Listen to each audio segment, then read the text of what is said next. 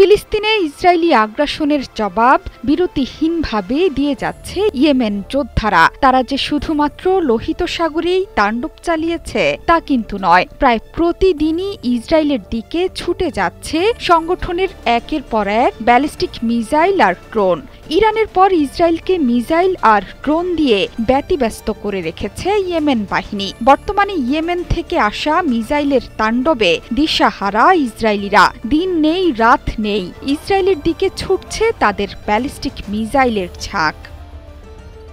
Yemen থেকে ছোড়া হয়েছে এমন ব্যালিস্টিক মিসাইলের পরিসংখ্যানও দিয়েছেন সংগঠনের নেতা আব্দুল মালিক।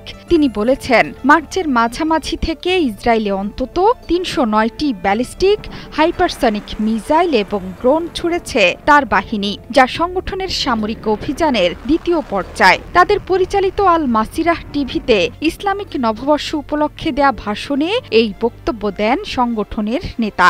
এমনকি চলতি মাসেই ইসরায়েলের দিকে ২৫টি মিসাইল এবং ড্রোন ছুড়েছে এই বাহিনী, যেটিকে গাজার সমর্থনে গুণগত সামরিক অভিযান হিসেবে বর্ণনা করেছেন সংগঠনের নেতা।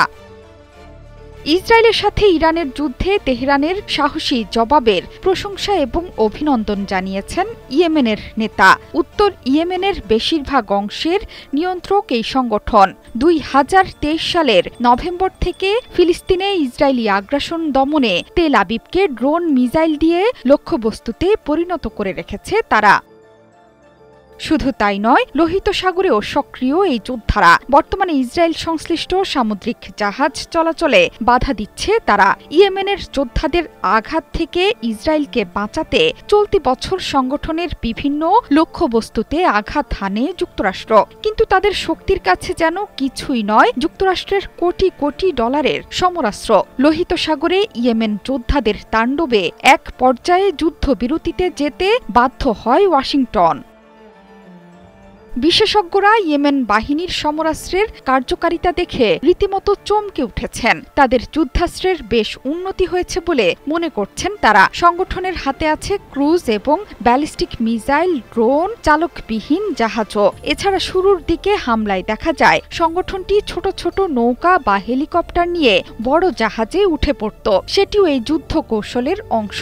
বিভিন্ন ধরনের জাহাজ বিধ্বংসী ক্রুজ ক্ষেপণাস্ত্র রয়েছে তাদের, যেগুলো ৮০ কিলোমিটার থেকে ৩০০ কিলোমিটার দূর পর্যন্ত আঘাত হানতে সক্ষম। সংগঠনের এমন জাহাজ বিধ্বংসী ব্যালিস্টিক মিসাইলও আছে যা ৩০০ কিলোমিটার দূর থেকে লক্ষ্যবস্তুতে আঘাত হানতে পারে। জোহরা চৌধুরী, সেতু ৭১।